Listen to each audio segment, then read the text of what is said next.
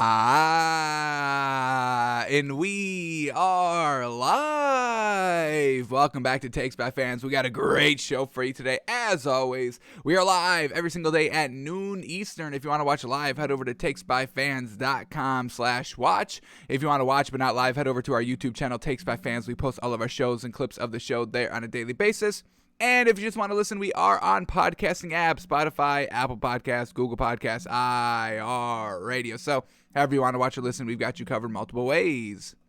Alrighty, today's a big old Monday, folks. Sheesh, week 17. How crazy was that? No, folks, geez Louise. So today we're going to be breaking down all the matchups of week 17. Now the playoff picture is truly almost crystal clear, folks. We entered yesterday with about 8 teams all fighting for a playoff spot or two, and now after yesterday we got like 2-3 teams all fighting for maybe one spot that's maybe left. So playoff picture got a ton more clear yesterday, and teams, what's up with that? Teams not stepping up and getting it done. Playoffs on the line and not stepping it up, only scoring 3 points. What were the Dolphins thinking yesterday? So man, oh man, a lot to discuss, a lot to talk about, a lot to go over. Antonio Brown, y'all see that? I'm sure you did. Oh my goodness, so tons. Why? I'm telling you, it was just wild yesterday, folks. Everything was crazy. So tons to talk about, tons to go over. So we're breaking down all the games from yesterday, and we got to do our NBA Daily 10. So let's get that out of the way first. Let's put 10 minutes on the clock. Next 10 minutes, uninterrupted basketball talk of what just happened yesterday in the NBA. So here we go. 10 minutes on the clock, and the 10 minutes start right now. Alrighty. Decent amount of games on last night, folks. We had no bets going. We were strictly NFL yesterday. Still waiting for our first NBA bet of 2022, so we'll see if we can find that great value tonight and hit off 2022 in the NBA on the right foot. But let's start breaking down these games. First one up from last night, Knicks at the Raptors, and the Raptors get the win at home, 120-105. Fred VanVleet once again doing great things. And man, Fred VanVleet gets truly under the radar. A true great point guard, a true great number one. You could put him in You could definitely put him in top 10 point guards in the league. Is that crazy to say? I mean, the man just put up 35 points, 5 assists, 5 rebounds, and we see this man be the leading scorer for this Raptors team, a lot of times when they need him to step it up. So Fred VanVleet, he can facilitate the floor. He's got great defense. He's obviously a walking bucket, shooting 7 of 13 from the 3 last night, 64% on 17 shots. Absolutely amazing. And then we had Gary Trent Jr., who was the opposite of that, 5 points on 28% shooting. Not that great, but all the others starters truly got it done. OG Anunoby, 14 points. We had Pascal Siakam, 20 points, 14 rebounds. And then Scotty Barnes getting it done as well, 13 big old points. And then for the Knicks, once again, no great guards here. Miles McBride at the 1, 2 points on 6 shots, 3 assists. We had Evan Fournier, who put up 20 points, thank you, but no assists, no rebounds, nothing else, just shooting the ball, and he was still a -9 on the floor in a 15-point loss. Not that great. We had Taj Gibson at the 5, 5.7 rebounds. Obi Toppin, 19 points, and RJ Barrett, 19 points. But man, oh man, this Knicks team needs to figure out their guard situation. And if this Knicks team wants to, get into the playoffs and compete for a ring, they're going to have to do something drastic at the trade deadline. I'm talking about getting a Damian Lillard or some sort of caliber guard that can tie this entire Knicks team that is full of tier 2 role players. They got to get it all figured out, and they need that guard. So if they get the guard, that's great. But if they don't, we're going to be kind of staying away from betting the Knicks and kind of believing in the Knicks for the rest of the year. Raptors get the win, 120-105.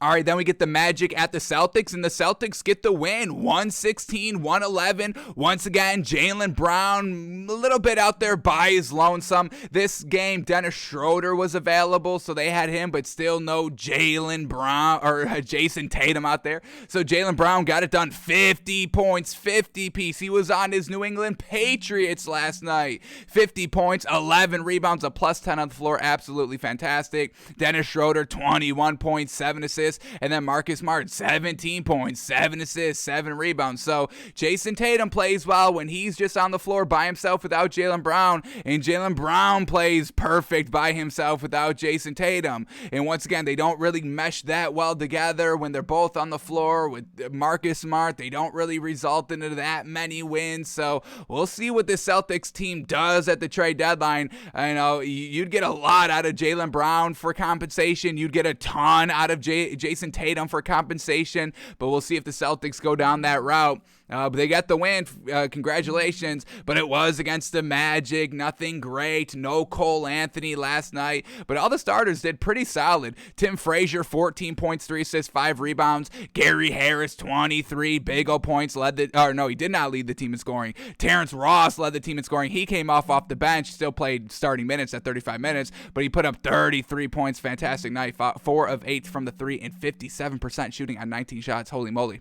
And then to round out the starters, we had Wendell Carter, 15 points, 16 rebounds, and then Franz Wagner, 14 points. So the Magic, they played pretty well, but Jaylen Brown said, hey, I'll take it from here, and dropped 50 piece. So Celtics get the win, 116-111. All right, then we get the Pacers at the Cavs, and the Cavs get the win here. Love seeing them get back on top here. They win 108-104 over the Pacers. And once again, no great guards here for the Cavs with them all being out, and they still get the win. Very well done. Their guards, we have Kevin Pongo, 7 points and 4 assists. Then Isaac Okoro, 2 points on 1 shot in only 12 minutes. We needed something better, and Evan Mobley stepped up, that rookie, getting it done again. Led the team in scoring, 24 points, 9 rebounds. Jared Allen, 18 points, 11 rebounds. And then Kevin Love, man, oh man, yes sir, again getting it done. 20 points, 8 rebounds off the bench. Holy moly, getting it done for the Cavs. And then for the Pacers doing classic Pacers things. Sabonis has a great game, 32 points, 7 assists, 13 rebounds. We had Dwayne Washington Jr., 20 points. Justin Holiday, 18 points, 3 assists, 3 rebounds. Miles Turner, 12 points, 10 rebounds, and it's still not enough to get the win. It's competitive, it's close, but that's exactly what the Pacers are, just competitive and close, never the win. Always the bridesmaid, never the brides. Always the competitor, never the champion. That's the Pacers, folks. Pacers lose 108-104. Then we get the Heat at the Kings, and the Kings get it done, folks. They win close, 115-113 over this Heat team. De'Aaron Fox, 24 big old points. We had Tyrese Halliburton, 9 points, but 12 assists. That was fantastic. And then Damian Jones at the 5, 18 points, 10 rebounds. And then Buddy Hield leading the team in scoring off the bench, 26 points. And now we're back at those threes, 7 of 14 from the 3. Fantastic. You know, he took a couple of games off of shooting like 5 or 6 threes. Those are rookie numbers, we know, for Buddy Hield. He pumped those up last night, got him all the way up to 14. Man, oh man. And then for the Heat last night, Jimmy Butler, 21 points, 5 assists, 6 rebounds. We had Tyler Hero in the starting lineup, 22 points. Kyle Lowry, 14 points, 12 assists. Omer Yurtseven, 22 points, 16 rebounds, playing fantastic. Unfortunately, because of all their outs and injuries and all that, they had to use all their bench in the starting lineup, so now they don't have any bench, and that's exactly what happened last night. We couldn't even rely on Kyle Guy last night. Damn, he had one explosive game, and now nothing great. He had 7 points in 23 minutes. It's okay. 4 assists, but definitely needed a little bit better out of Kyle Guy. Unfortunately, couldn't get that. So Kings get the win, 115-113. Then we get the Suns at the Hornets. Suns blow them out, 133-99, like they should have. Chris Paul, 7 points, but 16 assists. And then Devin Booker, 24 big old points, able to get it done. And then for the Hornets, just getting absolutely blown out. LaMelo Ball, 17 points, only 1 assist. He led the team in scoring. That's not a great sign. And then Kelly Oubre Jr., second leading scorer off the squad, 15 points in only 20 minutes off the bench. Little bit of a lackluster night for the Hornets last night. Then we get the Mavericks at the Thunder, and the Mavericks get the win, 95-86. Luka Doncic back, getting the win, 14 points, 10 assists, 9 rebounds. A little light on what he did. Everything was a little light last night overall. Not a lot of points, not a lot of scoring, but the Mavericks were on the right side of that lesser amount of scoring. So Luka Doncic, like we said, the 14 points. The leading scorers were Tim Hardaway Jr. and Marquise Chris, both off the bench with 15 points. No Kristaps Porzingis last night, so Maxi Kleber filling in at the 4, 9 points, 5 rebounds. Once again, nothing great scoring-wise, but the Mavericks scored more, winning 95-86. And then for the Thunder, no Shea Gilgeous-Alexander, no Luguentz Dort, no chance for a win. And that's exactly what we saw. Nobody took advantage with them being out. Josh Giddey, 17 points, 14 assists, 13 rebounds. That's a triple-double for the kid. That was great, but that's all they had. So Mavericks get the win 95-86. And then the last game of the night, the Timberwolves at the Lakers, and LeBron holds on for the win, winning 108-103. LeBron James still playing the 5 here. 26 points, 3 steals, 5 assists, 7 rebounds. Doing LeBron greatness out there. Russell Westbrook, 20 points, 5 assists, but 9 turnovers. It's getting a little bit, out of hand. We've got to start reining it in. Everybody's going crazy on Russell Westbrook on social media. It's about that time in the season where now every win truly is mattering a lot more, because now we're kind of in the midway of the season. We're starting to figure out the contenders from the pretenders and all that, and that's when everybody starts to kind of focus in and hone in on Russell Westbrook. In the beginning, we all go through like the same kind of script every year on Russell Westbrook. The first couple of weeks of the season, it's a little cute. It's like, oh, Russell Westbrook's still doing Russell Westbrook things. Oh, look at him turn over the ball. All right, they lost the game, but hey, it's only game 3. He's going to get it under control this year and all that. He'll be good. He's with LeBron now. He can get it done. And then the month into the season, you're like, okay, all right, let's start to clean it up a little bit. We've got to, he's still turning over the ball 5 to 7 times a game. And then he goes on this stretch about like a full week of games without like a big turnover game, like maybe only 2 or 3 turnovers a game.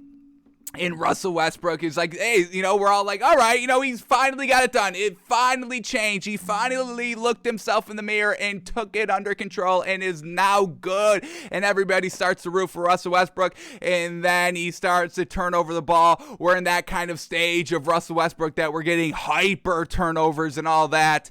And a lot of people are starting to turn on Russell Westbrook. We're at that point of the season. So Godspeed, Russell Westbrook. I know you've handled it, if your entire career. I doubt this season gets to you, but we'll see. You're in LA, you're with LeBron, everything's heightened and hyper talked about, and so we'll see what Russell Westbrook can do, and if he can clean it up finally. We don't think so, but the Lakers did get the win last night, so all right.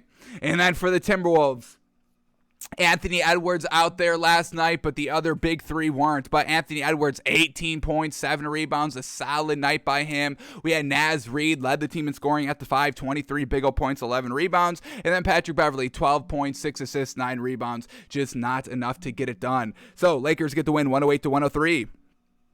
Alrighty, those were all the NBA games we had to talk about from last night. Now, let's quickly see if there's any great value in tonight's action to see if we can make a little bit of money in the NBA. We're going to plan on making a little bit of money in the NFL as well. We've still got our Browns minus 3.5 pick from our official week picks that we're riding on. But let's see if we can kind of double up and double dip here in 2 sports, shall we? So let's see, is there any great value tonight? Let's go through it quickly. We get Hornets at the Wizards. Hornets on the back-to-back. We will stay away from this game altogether. Then we get the Rockets at the 76ers. Rockets plus 14, 76ers minus 14. Just too many points to swallow here. We know the 76ers are kind of blowing out teams again, which is great. And we know this Rockets team is exactly what we knew they are, is a trash team. So we'll stay away from this one. We don't like to swallow all those big points, folks. You all know how we feel. Swallowing a lot of points in the NBA, never great. Backdoor covers, all that. And betting back-to-backs. Those are 2 things we truly try to stay away from.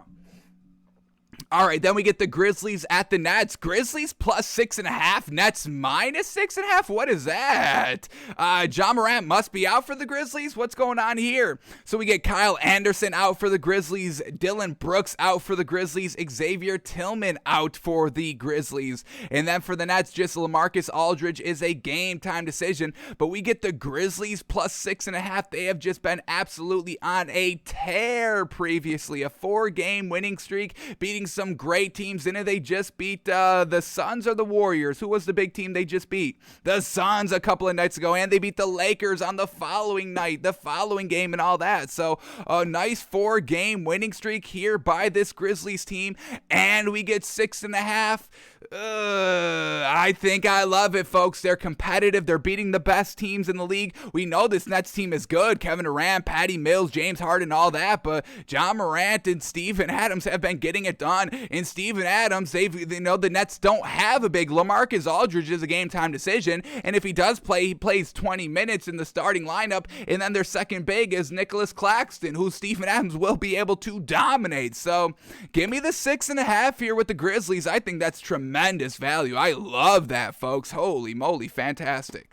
All right, so we're definitely locking that one in. 100% lock that in when you can, folks. Don't lose any value on that. Then we get the Magic at the Bulls. Magic plus 13.5. Bulls minus 13.5. Magic on the back-to-back plus that big old spread there. We'll stay away from it, even though we know this Bulls team is absolutely fantastic. Let's see. Is Lonzo Ball back yet for this Bulls team, or are we still going with Kobe White, baby? It seems like Lonzo Ball may be back. We'll see. Not on the injury report, so we still want Kobe White in the starting lineup, but we know they'd probably go back to Lonzo Ball. All right, then we get the Pistons at the Bucks. Pistons on the back-to-back plus a big spread. We stay away from that. Jazz at the Pelicans. Jazz minus 9.5 here. Pelicans plus 9.5. Let's see, is Valanciunas good to go? Brandon Ingram, game-time decision, but Valanciunas is good to go. Zion is still out. And then for the Jazz, just Hassan Whiteside is a game-time decision. So the Jazz are still going to be deep here. A little bit of a it's not that big of a spread here, but we know the Pelicans with Valanciunas and Brandon Ingram are decently competitive. Not the greatest value here with the Jazz on the road. We'll stay away from it. We get the Nuggets plus 3.5, Mavericks minus 3.5. Mavericks on the back-to-back. We'll stay away from this one. Heat at the Warriors. Heat on the back-to-back. We're staying away from this one. Hawks at the Blazers. Hawks minus 5.5. Blazers plus 5.5 here. We know there's no such thing as Dame time anymore for the Blazers. So, swallowing or getting points, I don't know if that's the best value here. But for the Hawks, Danilo Gallinari is a game-time decision. Bogdanovich is out, unfortunately. TLC, game-time decision. Kevin Huerter, game-time decision. Cam Reddish, a game-time decision. So they could be getting a lot of good players back here for this Hawks team. While the Blazers, Damian Lillard is out, CJ McCollum is out, and Nurkic is a game-time decision. We'll swallow the 5.5 here for the Hawks. Seems like, their full complement of good players are going to be there, and no Dame time, no CJ McCollum, just relying on Norman Powell. All right, good luck with that. We'll swallow the 5.5 here for the Hawks, and then the last game of the night, the Timberwolves at the Clippers. Timberwolves on the back-to-back. We stay away from it, folks. You've got to, when you're betting, folks, you got to stick to your principles and stick to your rules. We don't bet the back-to-back. I know it's not exciting and flashy, and we don't get to break down those games and all that, folks, but we can't get roped in. We can't get suckered in of saying, well, oh, that's great value. Stick to your rules. Stick to your principles of betting. We do not bet back-to-backs in the NBA. We don't make any exceptions. We made exceptions early on this season, and they bit us in the butt, folks. We have learned it, and we are not falling for back-to-backs anymore. So what we are taking tonight, folks, and we feel fantastic about this. I love the Grizzlies plus 6.5. That's the best bet of the night, the best value of the night. And Hawks minus 5.5, fantastic value as well. Hawks great. Blazers can't win with Damian Lillard, so they're not going to be winning without him either. So two-teamer here, Grizzlies plus 6.5, Hawks minus 5.5. Feeling fantastic about those values, folks. Our first NBA bets of the new year, folks. We're looking to start 2-0 with some fantastic value tonight. Man, oh man.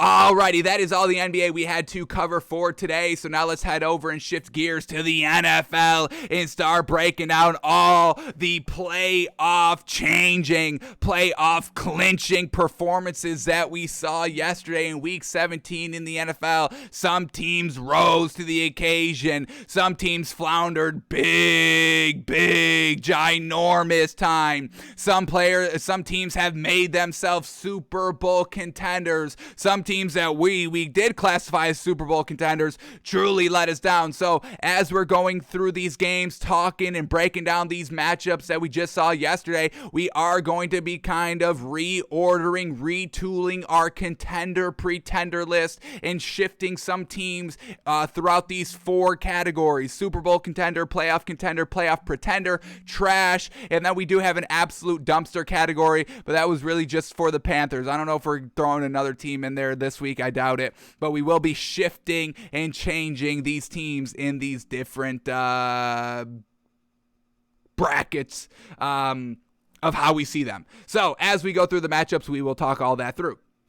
But let's start breaking down these games. In this first matchup up here, Eagles at Washington, and the Eagles get another win, winning 20-16, and are really close of just wrapping up that playoff spot. They still have a little bit of work to do this upcoming week. They have to win or have a little bit of help if they do lose. But overall, this Eagles team at 9-7 and sitting currently at that 7 seed in the playoffs, we absolutely love it, folks. We have this Eagles team as Super Bowl contenders, and I am content on leaving them in the Super Bowl contender category, folks. Yes, it was a little bit of a close game, but once again, a little bit of slow start, but then they get it figured out as the game progresses, and that's what we've seen by this Eagles team. They are resilient, and they will get it done.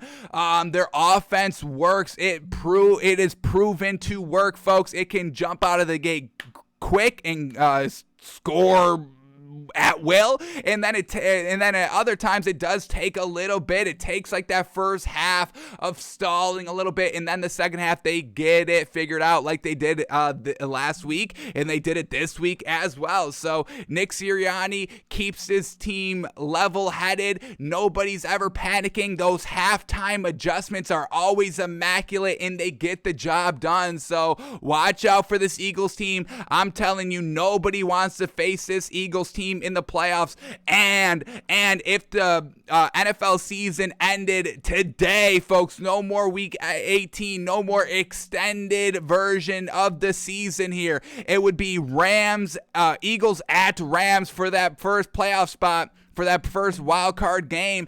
And that Rams team, folks, they've been struggling a little bit these last 2 weeks offensively, not being as dominant as we know they can be. And this Eagles team, they keep games close, folks. They don't let you score and run or throw wild on this team. So this is a tough out for any team in the NFC, and I think they can pull some upsets, and I think we could potentially get another little magical Philly Super Bowl run out here, folks. I think that's what we can get. Loving what we get from this Eagles team. Like we said, little bit out to a slow start. They only put up 7 points in the first half, but then first drive out of halftime, folks, look at this. First drive out of halftime, 17 plays, 80 yards, 7.5 minutes chewed off the clock. Yes, halftime time adjustments, getting it done. And then another field goal, and then the defense steps it up, folks. Eagles have the lead, but Washington and Taylor Heinecke are driving. First and 10 at the Eagles 20-yard line with 30 seconds left, but this is where the defense steps up. They pick off Taylor Heinecke, and that's the ball game, folks. Offense, defense, getting it done throughout the entirety of the game, and the Eagles super close of truly clinching a playoff spot. Like we said, they definitely need to win, or if they do lose, they need a little bit of help with the Vikings losing and the Saints losing. I think the Saints are the only other team potentially trying to get a playoff spot. Let's quickly see. We'll click Eagles lose next week against the Cowboys. Just losing does not push them out of the playoffs, but with the Saints win, they can't just get in the playoffs either. So even if the Eagles lose, they need a ton. They do still need some things to not go their way for them to solidify their playoff spot. So Eagles are in great shape heading into the last week. All right, let's start breaking down some stats here and seeing what these Eagles did last night. So Jalen Hurts, 17 of 26. And once again, another great thing we love about this Eagles team, they never let Jalen Hurts just throw the ball 50 times a game. I don't even really want, there's only like two quarterbacks I feel comfortable slinging the ball around 50 times a game, and that's like Tom Brady because he gets it done. We just saw that yesterday in full force. And then Aaron Rodgers, who once again will get it done slinging the ball. I don't even want Matthew Stafford throwing the ball 50 times a game because they have Sony Michel. And this Eagles team has Jordan Howard and Boston Scott, and they had Miles Sanders. Unfortunately, he's injured. Unfortunate. So here we go. Jalen Hurts, 17 of 26, 65% completion percentage, real solid. 214 yards, wasn't dinking and dunking. No touchdown, no interceptions, no fumbling. And that's another reason why we love this Eagles team. They can score without their quarterback. Their running game is fantastic. We get Boston Scott, 14 rushes for 47 yards and 2 scores. Jalen Hurts takes off 7 times for 44 yards. Another reason why we love Jalen Hurts is his dual threat ability. He's very quick, folks. He's very quick. He's not like Kyler Murray or Lamar Jackson, but he's kind of, that second tier great quickness that you need from a dual threat quarterback. Then we get Jordan Howard, 11 rushes for 26 yards. All right, who was Jalen Hurts slinging the ball to? We had Dallas Goedert, leading receiver, 6 catches for 71 yards. Devontae Smith, 3 catches, 54 yards. Boston Scott, 4 catches, 39 yards. Greg Ward, 2 catches, 35 yards. And Quez Watkins, 2 catches for 15 yards. Overall, Washington's defense, had a really good showing. And that's what we get from a Ron Rivera-led team. This Washington team, they've got a lot of heart and a lot of pride. And they definitely, came into their own, the second half of the season, if you will. Just unfortunately got out to a little bit of a slow start in the beginning. But the defense, they held the Eagles to some solid yardage. This rushing game was not running wild like we've seen it do. But they just couldn't get it done in the clutch. And, Taylor Heinecke, he was kind of billing himself as the gamer. Going back to last season, diving for that pylon against the Patriots, folks. Whenever Taylor Heinecke has a primetime game, that's what they show over and over and over and over and talk about over and over and over again. Oh my God, Taylor Heinecke dove for the pylon. The man's a gamer. But we saw that kind of gamer energy get tested this season, not diving for the pylon in the end zone in his kind of first start earlier this season.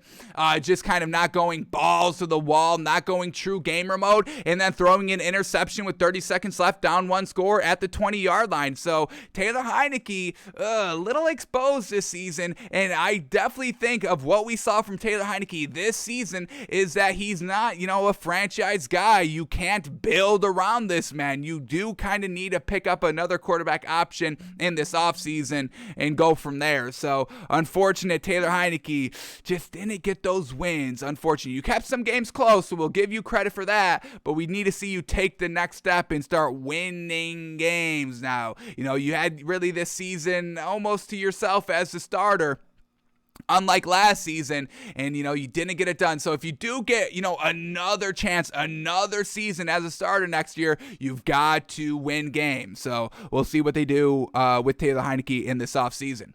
But Taylor Heinecke was slinging this ball around, 27 of 36, folks. We get 75% completion percentage, 247 yards, a little bit of dink and dunk, no touchdown, 1 interception, and it came at the clutchest time in the game, and that's when he throws the pick. So what does that say about Heinecke? Unclutch, unfortunate there.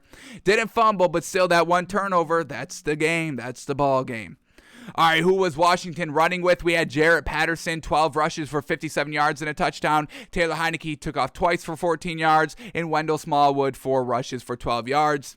Who was Taylor Heinecke slinging the ball to? We had Terry McLaurin, leading receiver, 7 catches, 61 yards. That's what we love. He's targeting his A1 Tier 1 weapon, so another green flag silver lining for Taylor Heinecke if you're looking for one. We get Cam Sims, second leading receiver, 4 catches, 48 yards. Jarrett Patterson, 5 catches, 41 yards. John Bates, 3 catches, 35 yards. De'Ami Brown, 1 catch, 25 yards. Adam Humphries, 2 catches, 12 yards. And Wendell Smallwood, 2 catches for 10 yards. Unfortunately, came down to the wire, and Taylor Heinecke turns the ball over. Washington gets it done. They bring their benches. They brought their heated benches to Washington, and the heated benches, it works, folks. You bring your own heated benches, you get the win. The Cowboys did it a couple weeks weeks ago. Eagles did it this week. And now that, teams are bringing their benches to Washington, they might want to just bring their entire stands and seating and railings to Washington as well, because did y'all see this after the game? Jalen Hurts walking off the field and the freaking the stands collapse, like 8 people fall over a railing. So if you're heading into Washington next week, is Washington at home next week? Yes, no, hang on. Week 18. Washington is on the road. Thank goodness. Burn down that stadium. Demolish the stadium and build something new for the year. Your stands are falling apart. Your stands are falling apart. Do you see something wrong with this? Jalen Hurts almost got taken out by the stands of Washington. Come on. Do better, Washington. We know that whole organization's in big old turmoil, and I know, their stadium is kind of the least of their concerns at the current moment, but you're about to get this kid hurt out here. The man that just whooped that ass. The man that just beat Taylor Heinecke. Give some respect to Jalen Hurts, folks. He's about to be a Super Bowl winner maybe this season. Can't injure him with fans falling over railings. Come on. So, Eagles get to win 22-16.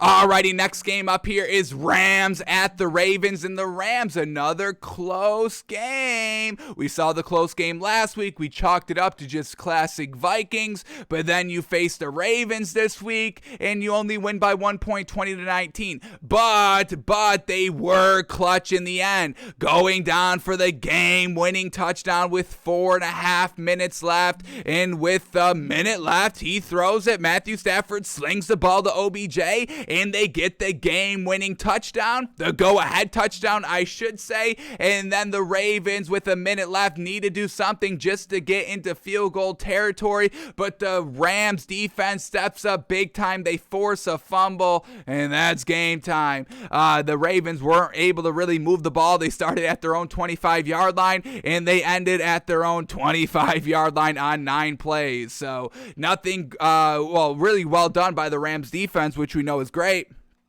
And, no Lamar Jackson last night, as we knew. He was a little hobbled during the week. We called him not playing. And so Tyler Huntley takes over and didn't have a bad game. Tyler Huntley looks serviceable as a backup. He kept the game close. They were leading. They were controlling the game for the most part. But then the fourth quarter came, and the Rams just were scoring the ball, and they got that clutch touchdown, and they win the game. So shout out to Sean McVay. Shout out to Matthew Stafford. And shout out to OBJ for making a huge positive impact on a team and not kind of doing a little bit of his overall counterpart, AB, Antonio Brown, who was kind of actively walking out on his team. So, well done, OBJ, not being a distraction like AB is, right? So Rams get it done eventually 7 points throughout the first 3 quarters. Then the fourth quarter, they came and got it done. So, all right, we'll definitely break down Matthew Stafford. Got to look at these incompletions again in our Wednesday film study to get kind of one final true look at if this Rams team is true Super Bowl contenders or if they are playoff contenders. Do they deserve to be in that best category of Super Bowl contenders? I've got no problem with you winning close games. I mean, that's what it is in the league. You really should not expect blowouts, consistently throughout the league. Any given Sunday, these are grown men. Ravens were still competing for a playoff spot. Ravens were at home and all that. So, tough games. We're not knocking the Rams solely off of that. But we've seen the hit. We've seen this Rams team struggle early on in the season. We've seen them miss open throws and all that. It does seem like they have cleaned it up, but let's see, is it kind of rearing its ugly head again? And Matthew Stafford once again doesn't really know how to perform at what he needs to do in the playoffs because he's never got there. So still have to take it a little slow with the Rams, but overall we still do believe this is a very, very great team. I mean, you got Matthew Stafford, you got the genius of Sean McVay, so Alrighty, here we go. Matthew Stafford from yesterday. What do we got? We got 26 of 35, 74% completion percentage, 309 yards, 2 touchdowns. Once again, those 2 interceptions, and they came back to back. The first one was a pick 6. Then he throws another interception, and that leads to 3 points. So 13 points just off of turnovers by Matthew Stafford alone. Once again, a little concerning, and he lost a fumble, and that fumble resulted into 3 more points, so 13 points off of turnovers there for the Ravens. All right, so Matthew Stafford turning over the ball too much, but then he played hero ball at the end. So, hey, you took care of it. Yeah, you turned the ball over 3 other times, in the game, but when the game counted, when the game was on the line, you stepped up and were clutch. So, I can kind of forgive those turnovers a little bit. Because you got it done when it mattered, folks, and that ultimately winning cures everything. Truly, it does. So Matthew Stafford, not the greatest, but was clutch. And for that, Taylor Heinecke wasn't clutch. Do we care about his okay performance? No, not really, because he lost. Matthew Stafford, not the greatest performance, but he won the game, 300 yards. So, yeah. All right, and then in the rushing game as well, and once again, why we love Sean McVay sticking with the run game. Sony Michel, 19 rushes for 74 yards and a touchdown. We absolutely love that. Who was Matthew Stafford slinging the ball to? We had Cooper Kupp, leading receiver, 6 catches for 95 yards and a touchdown. Tyler Higbee, 6 catches, 69 yards. Von Jefferson, 4 catches, 63 yards. OBJ, 5 catches, 39 yards in that game-winning touchdown. And then Sony Michel, 3 catches for 25 yards. So getting it done, running, receiving, you got to love it. Alrighty, and then the Ravens, they kept the game close. The defense was on point for the majority of the game. And then just kind of that final 4 minutes, they just kind of floundered and flopped, and they end up losing the game because of that. It's unfortunate. And there's another game where the defense just kind of gives it up at the end and just loses the game because of that. That's normally a good defense, and unfortunately just not getting it done in the clutch. That's what's going to decide and determine whether you win the Super Bowl or if you're NFC championship, or if you just make it to the NFC or championship game, where whatever division or conference you're in. But that's going to be the difference. Who's going to get it done in the clutch? Last season, Aaron Rodgers couldn't get it done in the clutch, even though he outperformed Tom Brady. Just couldn't get it done in the clutch. You must get it done in the clutch, and Matthew Stafford did. So yeah, I think we are good of leaving this Rams team as Super Bowl contenders, getting it done in the clutch. Eagles getting it done in the clutch. Taylor Heinecke driving. I believe they're both Super Bowl contenders, folks. All right, here we go. Now the Ravens. Tyler Huntley, 20 of 32, slinging the ball. We get 62% completion percentage, 197 yards, no touchdown, a pick, an interception. His interception comes in the second quarter, and the Rams get a touchdown off of it, making the turnover team pay for their mistakes. Another thing Super Bowl champions do, especially cashing in 7 points off of a turnover, not just 3. All right, in the rushing game, we had Deontay Freeman, 14 rushes for 76 yards. Tyler Huntley takes off 6 times for 54 yards. And then Latavius Murray, 11 carries for 31 yards. So once again, running back by committee, using the running game with the quarterback, classic Lamar Jackson offense, ran by Tyler Huntley. And Tyler Huntley has proven he keeps the games close. So a solid backup out here for Tyler Huntley. And that's obviously what you need with a Lamar Jackson type of quarterback who, is a little prone to injuries.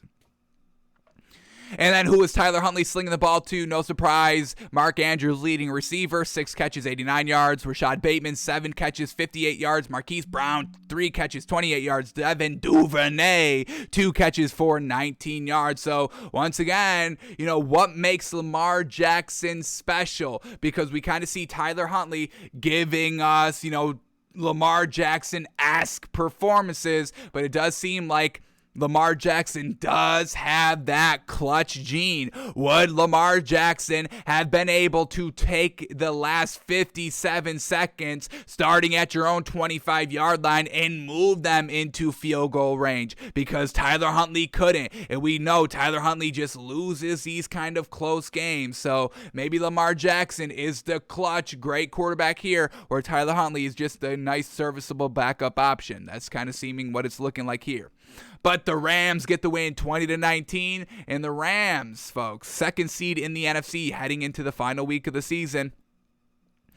Alrighty, next game up here. What do we got? We got the Bucs at the Jets, folks, and I'm sure y'all know what happened in this game. No, Antonio Brown goes a little crazy and kind of hypes up the Jets crowd as he's exiting the stadium mid-game. A little bit of mid-play. There's a photo of AB standing in the end zone, hyping up the Jets crowd while players are actively going on and off the field for the substitutions and all that. So, man, oh man, AB is done in the league. Bruce Arians has came out and said he's no longer a Buck anymore. And once again, folks, I mean, I don't want to hear, I hate everybody that gets on their high horse and all that. Remember, Bruce Arians at the beginning of the season, hey, Antonio Brown's on a short leash, all this. And then, we had the fake vax card, and then he was suspended for 3 games. And then all the Bucks receivers got injured, so they had to bring AB back after that 3-game suspension. And, AB was now wide receiver 1 last week, and Bruce Arians, had no problem activating him, even though he was on a short leash. And, Bruce Arians didn't want Antonio Brown to do what he just did this week. But, they had to do what they had to do. Bruce Arians had to swallow his pride a little bit and activate AB last week. And then they get this, and then, Bruce Arians has this kind of strong arm moment at the podium being like, oh, AB no longer a Buck anymore, no longer a Buck. So, get off your high horse. You do anything that's best for you and all that. So stop with the high morality and all that, folks. You do what's best for you at every single point in your life, okay? Can we all just relax a little bit? So Bucks get the win because Tom Brady was clutch as heck. Once again, clutch ability. Tom Brady's got it, man. Down. They need a touchdown to win the game. Tom Brady with the final 2 minutes and 12 seconds, starting at his own 7-yard line, having to drive 93 yards here. Tom Brady, I mean, have we said this situation before in Tom Brady's career? Of course we have many, multiple, plentiful of times, folks. Tom Brady, 10 plays, 93 yards, 1 minute and 57 seconds out of the remaining 2 minutes and 12 seconds, drives down the field, touchdown, win the game. Antonio Brown walked off the field way before this, and then Tom Brady walks off the field as a winner again. Basically walk-off touchdown for Tom Brady.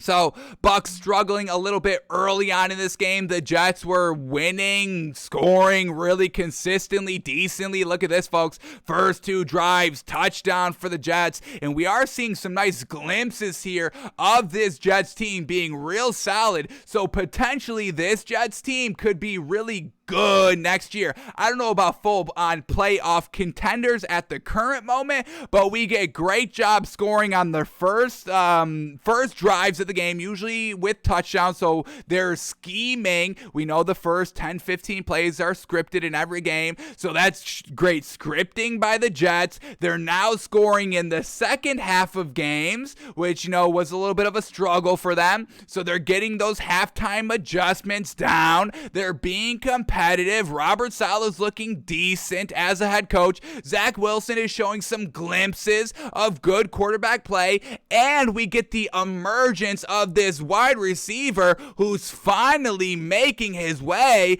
Braxton Barrios, who's a great just kind of gadget guy. He can run the ball, he can catch the ball. In these last 3 games for Braxton Barrios, returning kickoff for touchdowns, his big speed, his big big gadget ability in the red zone, Braxton Barrios could be a huge fundamental piece to this Jets offense come next season. I want them to kind of build around Zach Wilson and Braxton Barrios, some nice kind of end arounds, getting Braxton Barrios speed in the slot and all that, and letting Zach Wilson, we know he's got a big arm, we know he's decently athletic to buy time with his legs and escape the pocket and all that. So I really kind of want to see Braxton Barrios as kind of the face of the offense a little bit come next season. So we'll see what the Jets do. Obviously, 4-12, no chance to make the playoffs this season, but it's all about building for the future, building for next year, and we'll see what the Jets do. I think they have some nice fundamental pieces right here offensively,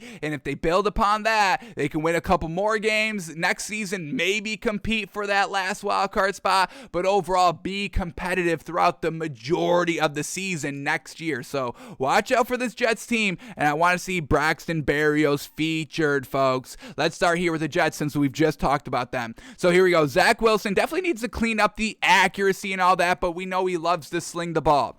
So Zach Wilson goes 19 of 33, 57% completion percentage. That's the thing he definitely needs to work on. He's still a rookie this season, folks. So we're not, knocking him and saying he can't get better. Got to shore up the accuracy come next year. 234 yards, real solid, 1 touchdown, no interceptions, and he didn't fumble. Braxton Barrios fumbled, so we'll have to scold him for that, but it's not Zach Wilson, so shout out to that.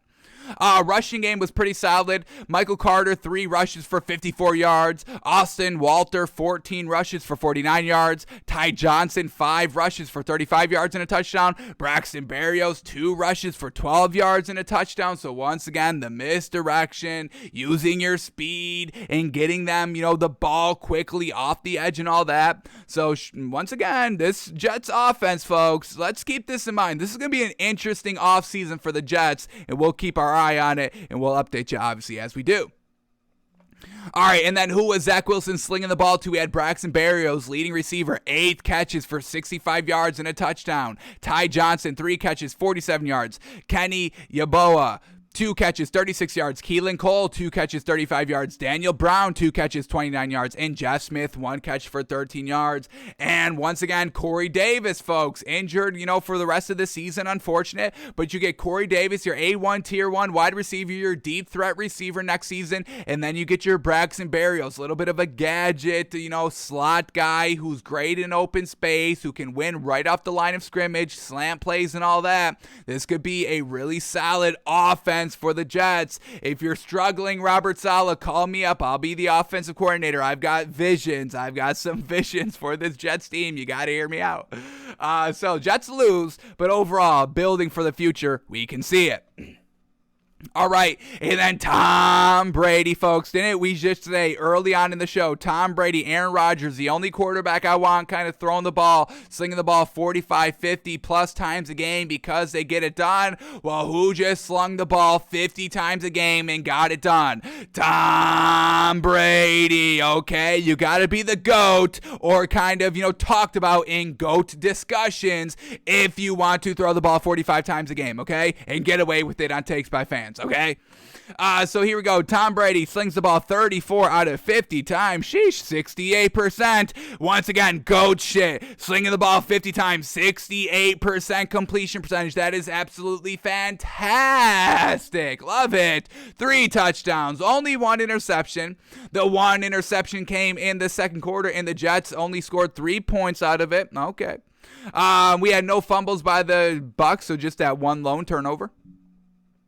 All right, running the ball, we had Keyshawn Vaughn, 8 rushes for 31 yards. Ronald Jones, 10 rushes for 26 yards. And then Le'Veon Bell, 3 rushes for 5 yards. Unfortunate, Leonard Fournette, unfortunately not able to play last night, and they're definitely going to need him. This is kind of what's keeping the Bucs away from 100% Super Bowl contenders. We need playoff Leonard Fournette, folks. Need that man. He's fantastic. So hopefully this man can get back quick. All right, who was Tom Brady slinging the ball to? We had Rob Gronkowski, leading receiver, 7 catches for 115 yards. Cyril Grayson, 6 catches, 81 yards and a touchdown. Tyler Johnson, 4 catches, 50 yards. Mike Evans, 4 catches, 47 yards, a touchdown. Brashad Perryman, 2 catches, 41 yards. Le'Veon Bell, 3 catches, 30 yards. Antonio Brown, before he went off the field, 3 catches, 26 yards. And Keyshawn Vaughn, 2 catches for 14 yards. So Tom Brady in the clutch, folks. It's as classic as apple pie. No, Tom Brady gets the win, 28-24.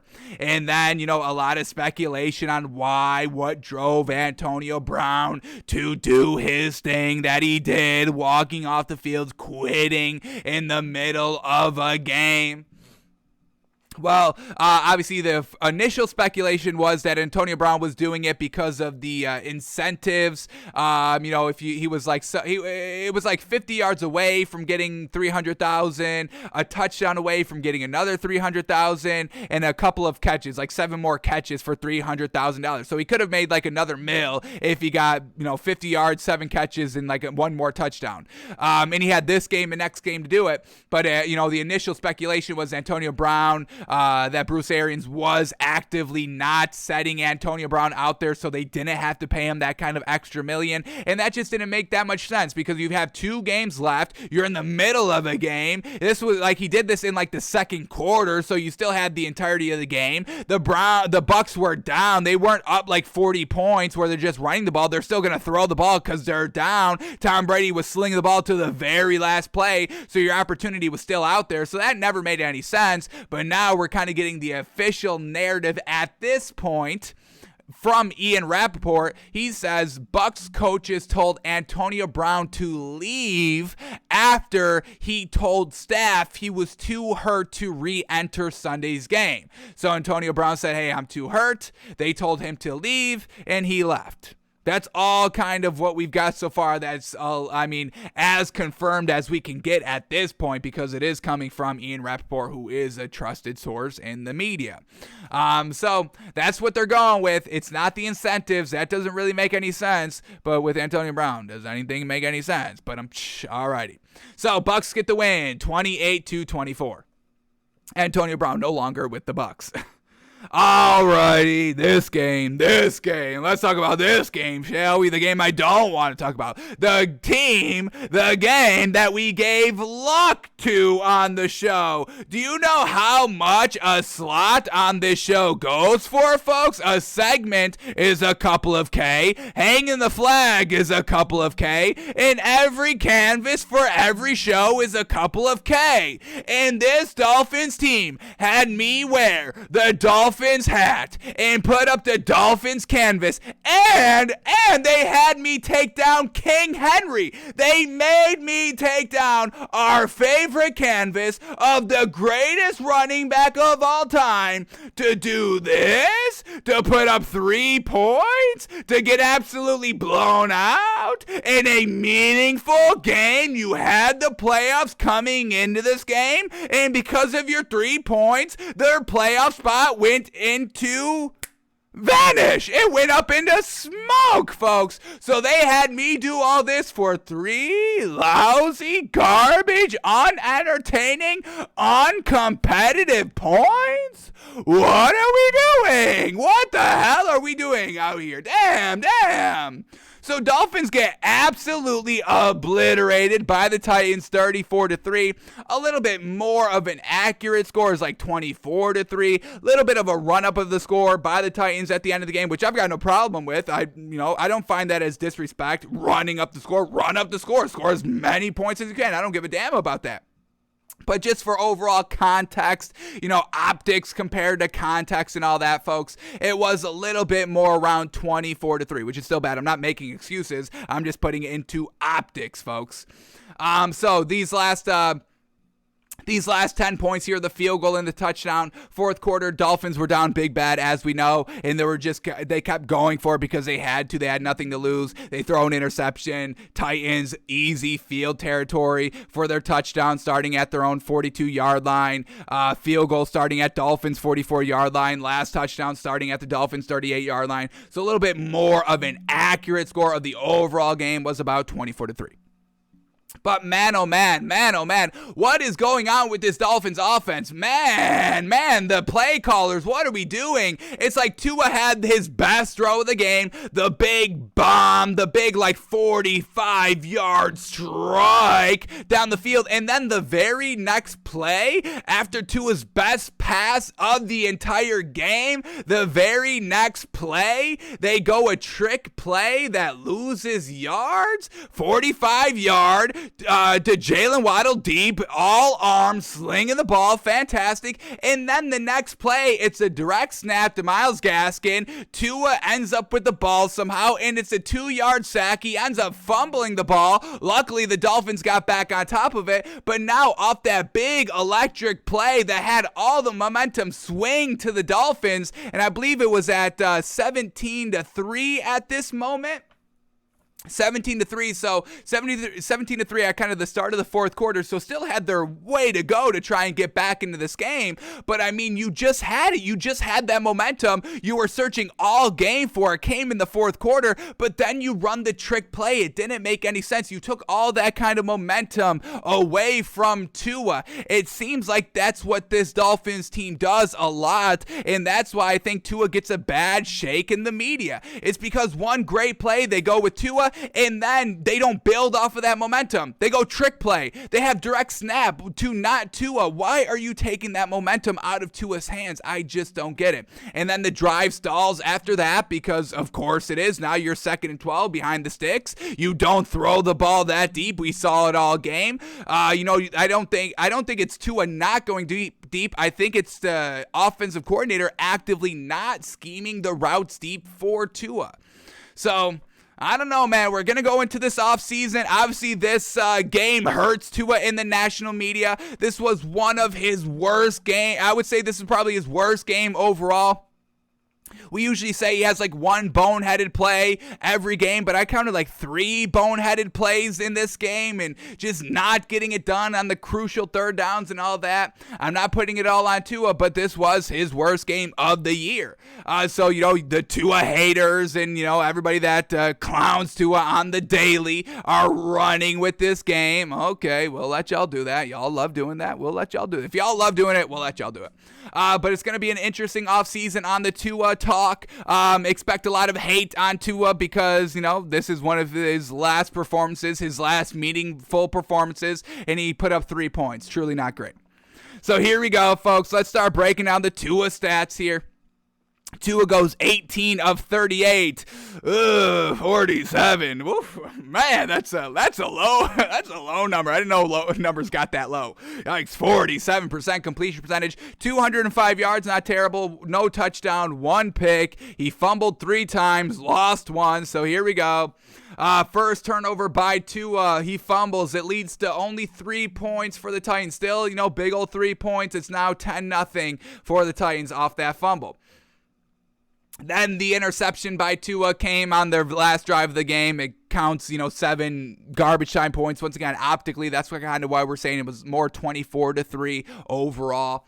But yeah, Tua, not a good game. His worst game of the season. This was his worst game of the season. And this is what's so frustrating about the Dolphins and why Brian Flores cannot be a head coach in this league. Why on every single big game for the Dolphins last year against the Bills, last week of the season, get absolutely smacked against the Bills both times this season, making up for last season, establishing your dominance in the division, trying to overtake the best team in the division, Bills. You get blown out both times. And then this game against the Titans where you need a win to stay in the playoff picture, you get blown out 34-3. Brian Flores does not get this team ready for the highest pressure-filled situation. And now we get this. Y'all like to knock Tua for a lot of other things that I don't agree with. But what I will knock Tua for is being one of the most unclutchest quarterbacks of all time, folks. Honestly, not just kind of in the moment. All right, we need a touchdown on our final drive of the game. I'm talking about so unclutch that he doesn't even get ready for the big game. 3 points here. The Bills game last season, the Bills performances this season, folks. He does not step up to the plate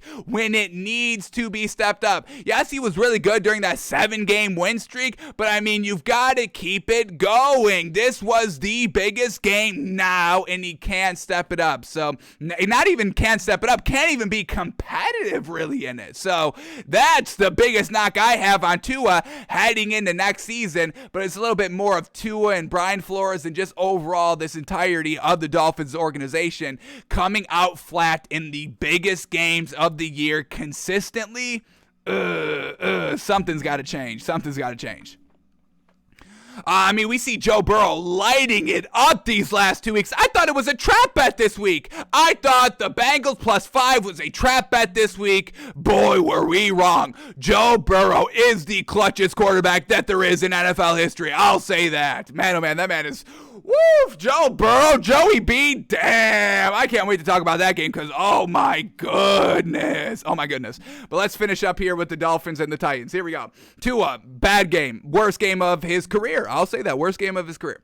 All right, and then another thing here. What the hell are we doing? Why are we having to sling the ball 38 times when we just established we have a pretty good running core? Duke Johnson, he was getting 7 yards a carry, 7 rushes for 49 yards, and you cut the running game short? Oh, and it was cold and wet and raining in Tennessee, and you still decided not to run the ball? And it's not like you got down that big, that bad. You were down about 17-3, but that doesn't mean abandon the run. You abandon the run when you get down 50 points like the Jaguars were against the Patriots. So I don't understand what we're doing here offensively as a whole. It doesn't make any sense. I don't get it. That's why I'm not putting it all on Tua. I'll give Tua, his knocks. I've got no problem knocking Tua, folks. We don't.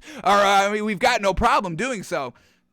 But I don't think it's as much and as overboard as y'all make it. I think there's more glaring issues on this Dolphins team besides Tua. But the running game, I mean, I don't understand why they didn't stick with it. Duke Johnson, 7 rushes for 49 yards. Myles Gaskin, 5 rushes for 23 yards. So what are we doing here? You're cutting the running game short? I mean, what is this? Every running back here, Duke Johnson, Myles Gaskin, and Philip Lindsay, all individually should have had like 15-plus rushes. And none of them even got to 15 themselves. Philip Lindsay, 2 carries for 1 rush as well. And y'all just started implementing the Wildcat in in-game scenarios. So once again, what are we doing? There's no cohesiveness here. There's no rhythm offensively. And that's what affects Tua.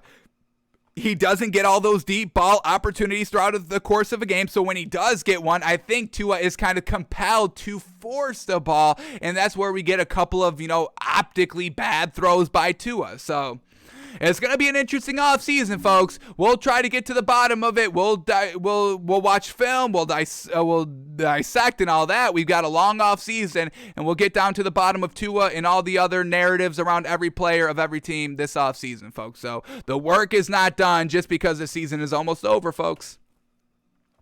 All right, and then finally here for the Dolphins, who was Tua slinging the ball around to? We had Mike Gesicki, leading receiver, 4 catches, 51 yards. Jalen Waddle, 3 catches, 47 yards. Devontae Parker, 4 catches, 46 yards. Durham Smythe, 3 catches, 37 yards. And Duke Johnson, 2 catches for 16 yards. Alrighty, and then on the flip side here, the Titans, folks. See, this is why did the Dolphins not do exactly this? Ryan Tannehill, 18 throws. Deontay Foreman, the running back, 26 rushes. I mean, that's exactly what it should be. But here we go for the Titans. Shout out to the Titans. Their running game, they're starting to get it, consistent. And we've seen the backup running backs here for the Titans get it done. Didn't both running backs against the Patriots have over 100 yards in that game? And now this game, Deontay Foreman, leading rusher, 26 rushes for 132 yards and a touchdown. So watch out for this Titans team. They're the number 1 seed in the AFC, folks. How crazy. Chiefs losing yesterday, and now the Titans are the number 1 seed in the AFC at 11-5. They win. They wrap up that number 1 seed. If they lose against the Texans, then they automatically lose it. So they need to win it to keep it, and they've got the Texans next week on the road. So Titans, number 1 seed in the AFC, first round round bye, getting that running game right, giving Derrick Henry an extra week off that bye to get right. Ooh, Titans, folks. Maybe they are the team to represent the AFC in the Super Bowl. Who knows, folks? But the rushing attack is good, and Ryan Tannehill, we know, needs the rushing attack to be serviceable as a quarterback. So watch out for this Titans team. So let's start here with Ryan Tannehill. He goes 13 of 18. Once again, taking the ball out of his hands. It was raining. It was wet, all that. You don't rely on Ryan Tannehill to throw the ball 40 times a game because that's not Ryan Tannehill. So the geniuses of the Titans coaching staff, it shines every game. Mike Vrabel, Coach of the Year. Give him the award. It's fantastic. Ryan Tannehill, 72%, 120 yards, 2 touchdowns, no picks. He fumbled once but didn't lose it. Rushing game, like we said, Deontay Foreman, 26 rushes for 132 yards and a touchdown. Dontrell Hilliard, 8 rushes, 45 yards and a touchdown. And then Jeremy McNichols, 2 rushes for 14 yards. And then, Tannehill takes off 4 times for 7 yards himself. And who was Tannehill slinging the ball to? We had A.J. Brown, leading receiver, 2 catches, 41 yards. Dontrell Hilliard, 3 catches, 33 yards. Anthony Fursker, 3 catches, 24 yards, 1 touchdown. Shout out to Tight End University. Chester Rogers, 2 catches, 13 yards. And once again, shout out to Tight End University. Jeff Swaim, 3 catches, 9 yards, and the touchdown. Ryan Tannehill, tight ends. Ryan Tannehill with the running backs. Classic Ryan Tannehill. But they get the win and the number 1 seed in the AFC. They win 34-3. And I'm going to put this team in playoff contender category. So let's get that up here quickly.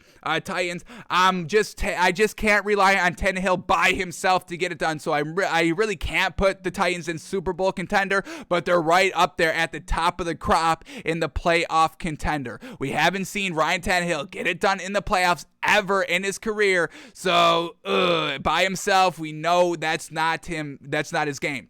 So Titans are kind of at their max ceiling at playoff contender, but we definitely do have to move this Dolphins team. Obviously no longer Super Bowl contenders because of that performance. So they're gone off this list, and they were truly playoff pretenders the whole time. Right in front of us. Fake the whole time. Shame on us. But, yeah, shame on us. I can't even do it, but shame on us. Shame on us. Dolphins defense was great and still gave up 34 points.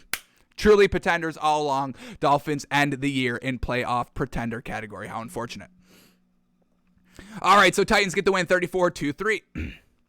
Alrighty, next matchup up here we don't have to spend that much time on because it was an absolute shellacking. Patriots blow out the Jaguars 50-10, 50 burger, 50 piece for this Patriots team. And once again, Jaguars, where is your self-respect, really? Where is that? You put the blame. Everybody puts the blame on Urban Meyer, and then you get blown out 50-0. I think Urban Meyer was a little right. This team is full of losers. Maybe we should have listened to Urban Meyer. Maybe we all shouldn't have been so quick to really kind of victimize and blame Urban Meyer because this Jaguars team is truly losers. You get blown out 50-10. That's a losing effort right there. That's loser territory right there. Jeez Louise. So maybe Urban Meyer was a little right. Bunch of losers on the Jaguars, and maybe Urban Meyer is truly the best winner of all time, the only winner. So, Patriots, first drive, touchdown, second drive, touchdown, third drive, touchdown, fourth drive, touchdown, fifth drive, touchdown, sixth drive, finally a punt. They got to win. And what did the Jaguars do stopping the Patriots? They throw an interception. Next drive, touchdown. Next drive, field goal. Next drive, touchdown. And that's the end of the game. So the Jaguars, you got one moral victory during the game, and Trevor Lawrence throws the pick. Once again, Trevor Lawrence, the unclutchest quarterback in the league. Him and Tua. And Tua's got a little bit more games under his belt. Not getting it done. Jeez Louise. Here we go. Patriots and Mac Jones getting it done. Mac Jones throws 22 of 30. Very well done. 73% completion percentage. 227 yards. 3 touchdowns. No picks. No fumbles. Clean game by the Patriots. Brian Hoyer even gets in the game 3 of 4 for 63 yards.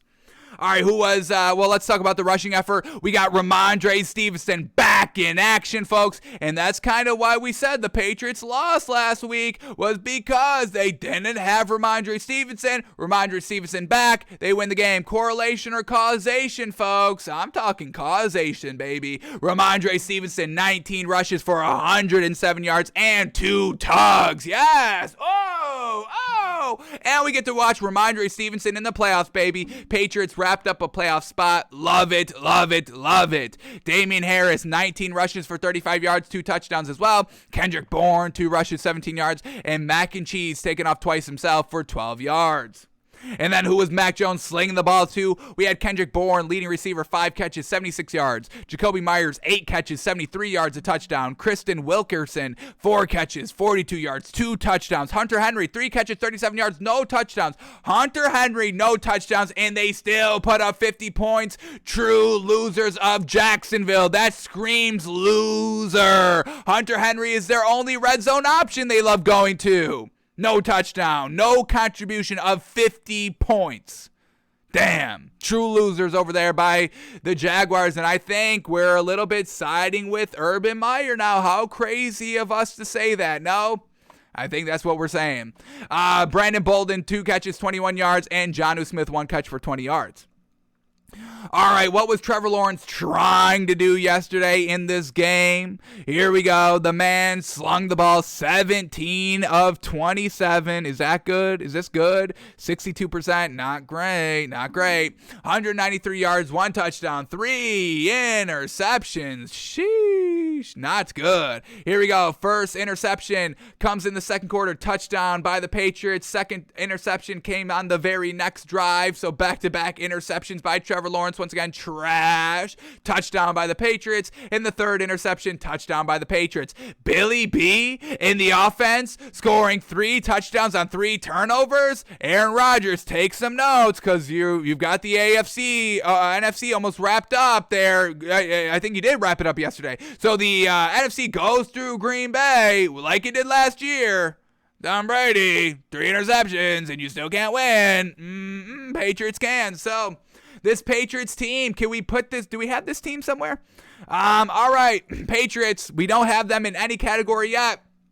Super Bowl contender, playoff contender. I'm going to leave this Patriots team in just playoff contender at the current moment. Actually, no, I'm going to go Super Bowl contender. Yes, they lost against the Bills, but no Ramondre Stevenson in that game. Ramondre Stevenson is the difference from playoff contender to Super Bowl contender. That's what it is, folks. The Patriots are Super Bowl contenders. Yes, I've seen enough. 50-piece, getting the revenge. Ramondre Stevenson, Mac Jones, yes sir, Bill Belichick crushing this Jags team, getting it done, 50-10 win for the Patriots. We classify them as Super Bowl contenders. Alrighty, and then let's finish up here with the Jags. We can move off of them. Jeez, we got to move off of them quick. Rushing game. Dare Ugombowale, 9 rushes, 36 yards. Raquel Armstead, 6 rushes for 28 yards. And then Trevor Lawrence takes off twice for 16 yards. Who was Trevor Lawrence slinging the ball to? We had Laquan Treadwell, leading receiver, 6 catches, 87 yards. Marvin Jones, 2 catches, 46 yards. Dare Ugombowale, 2 catches, 32 yards and a touchdown. And then Laviska Shenault Jr., 2 catches for 13 yards. So the Patriots get the win 50-10. Next game up here is the Raiders at the Colts, folks. And a loss here by the Colts. Yikes. Not where you want to be at all. And once again, folks, look at this. Carson Wentz, 27 throws. Jonathan Taylor, 20 rushes. Do you see what we're talking about? Stop throwing the ball with Carson Wentz. He can't get it done. He doesn't get it done in the clutch. They have to settle for a field goal on this drive to just tie up the game. Here we go. The final couple of plays. 1st and 10 at the 26-yard line, 1-yard run, and then it's 2nd and 9 at the 25, pass incomplete, and then it's 3rd and 9, and you just dink and dunk 3 yards, sets up 4th and 6 at the 22-yard line, settling for the field goal with all that time for the Raiders to go down and score the game-winning field goal. And this Colts team at home, folks, is not good. So it's kind of good. This is the best case scenario for the Colts of not being able to win the the division and being in the wild card, because they'll probably get zero home games because they are the 6th seed. So the only way they can get a home playoff game is if they face the 7th seed Chargers in the AFC Championship game. So this Colts team at home just does not win. These games are close. It's all season long. First 2 games at home, they lose to the Seahawks, lose to the Rams. Next home game is against the Texans. All right, they win that game, but it was against the Texans. Can we even count that? I don't know. Next home game is a loss against the Titans in overtime, and then they beat the Jets at home, but they give up 30 points, and that was the 3rd most points given up by this Colts team, and it came at home. All right, you got the win, but you gave up 30. And then you beat the Jags at home, but it was one possession. You won 23-17. And then you lose to the Bucks at home. You beat the Patriots at home. I'll give them that. That was their best home game. They won by 2 scores. They beat the Patriots. That was great. And then their last home game was against the Raiders, losing. So this Colts team, they don't take advantage of home field advantage.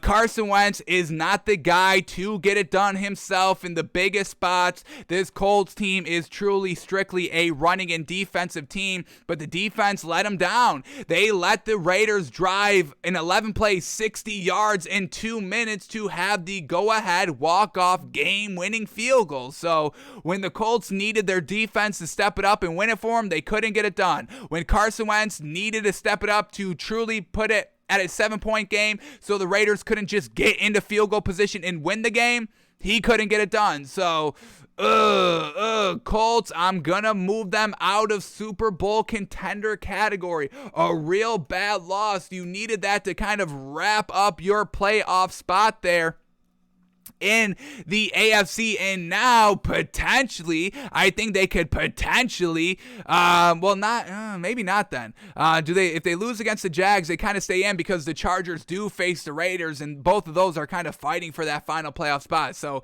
kind of lucky. The Colts are kind of a little, not really. They still need to win. They still need to win to secure their playoff spot. They can still get knocked out if they lose and the Steelers win or the Ravens win, and one of those teams will win because they're facing each other. So not even guaranteed that this Colts team makes the playoffs because of this big old bad loss last night. So because of this, I'll put them in playoff contenders. I definitely think this is a playoff contender team. But man, oh man, Carson Wentz, can you be clutch for once in your career? We are begging for it, and we haven't seen it all year long. So Raiders, well done with the win. Raiders clutch as heck the last 2 weeks of the season. We haven't seen that with John Gruden or Derek Carr over the last 3 years. So is this the turnaround? Potentially. They got a big game next week that they need to win for a chance to get in. They face the Chargers. Winner gets in. Who wins it? It's going to be a good one. So, back to this game. Here we go. Raiders getting the win. Derek Carr clutches heck. Final drive. Let's talk it through. Here we go. Starting at their own 25-yard line. 9-yard pass. 4-yard pass. 14-yard pass. Passing complete. Setting up a 3rd and 10 at the Colts 48-yard line. Game time here. Colts defense step it up. But Derek Carr throws it to Hunter Renfrow for 24 yards. Clutches heck 3rd and 10. Then a 2-yard run. 5-yard run. 2-yard run. Just to get them in that prime position for the field goal, and then they walk off with that game-winning field goal. So, Raiders clutch. I absolutely love seeing that. Alrighty, Derek Carr goes 24 of 31, 77% completion percentage. Woof, in a must-win game. Woof, that's how you're supposed to do it. Damn. 255 yards, 1 touchdown, 2 interceptions. So once again, the turnovers are still here by the Raiders. Bad. We don't want to see that. First interception, Colts don't do anything with it. Not Super Bowl contender teams. Damn. First interception, no score off of it for the Colts. Second interception by Derek Carr, no points given up. So, man, oh man, trash there by the Colts. Jeez, can you cash in on some turnovers? Once again, it's what's his name? Carson Wentz. So trash. Let's double check this. Here we go. We're going to walk through the 2 drives after the touchdowns. Was it on the running game or the passing game? Here we go. Who deserves the blame for not getting it done after the interception? Here we go. 4-yard run, 6-yard run, then pass incomplete, pass incomplete, pass incomplete. 3 pass incompletions having to punt. That's on Carson Wentz. No, not the running game, which we want to go 1,000 times every single game. Second interception drive. Here we go. This is what the Colts did with it. 4-yard run, 9-yard run. Picking up the first down in 2 running plays. Then we get a 5-yard pass, negative 1-yard run, setting up 3rd and 8, and Carson Wentz takes an 8-yard sack, and they have to punt. Ugh. So not good at all. Truly playoff contender, this Colts team. Alrighty, rushing game. Josh Jacobs for the Raiders. 16 rushes for 63 yards and a touchdown. They used Marcus Mariota, and I loved it. Short yardage situation, trying to pick up the first down. QB sneaks. Marcus Mariota is your guy, and he got it done. 3 rushes for 16 yards as well. Fantastic. And then who was Derek Carr slinging the ball to? We had Zay Jones, leading receiver, 8 catches for 120 yards. Hunter Renfrow, 7 catches for 76 yards and a touchdown. Jalen Richard, 1 catch, 19 yards. And Josh Jacobs, 4 catches for 17 yards. And then for the Colts, here we go. Carson Wentz goes 16 of 27. For 59% completion percentage, trash. 148 yards, that stinking dunk on 16 completions, trash. 1 touchdown, no pick, that's not great. I won't call it trash, but it's not good, it's not great. So once again, Carson Wentz having a chance to really wrap up a playoff spot, can't get it done. Now has to play next week, and we know Carson Wentz is injury prone, and we saw him get injured in his first playoff appearance. So, having to play the extra game just to get into the playoffs. Carson Wentz still haven't had that major injury, little tweak in the preseason, but no major injury this season so far. We're still waiting for it. Let me knock on wood, because I really don't want to put that out there for Carson Wentz. That's a little disrespectful on my part. I apologize, but we knocked on wood to make up for it. But still, it's something that is in the back of our minds, folks. Nothing great here by the Colts.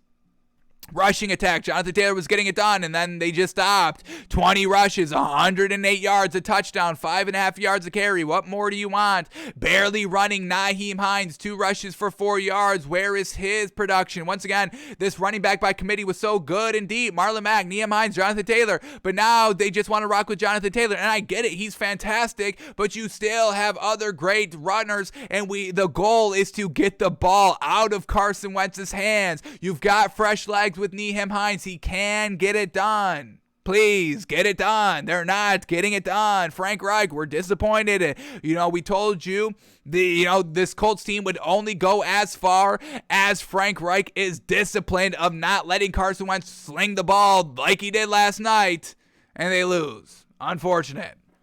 Alrighty, last here before we move off to the next game. Who was Carson Wentz slinging the ball to? We had Michael Pittman Jr., leading receiver, 6 catches, 47 yards. T.Y. Hilton, 1 catch for 45 yards. He went for a touchdown, great, but why is T.Y. Hilton only getting 1 catch? Let's get that man more involved in the offense. What are we doing schematically?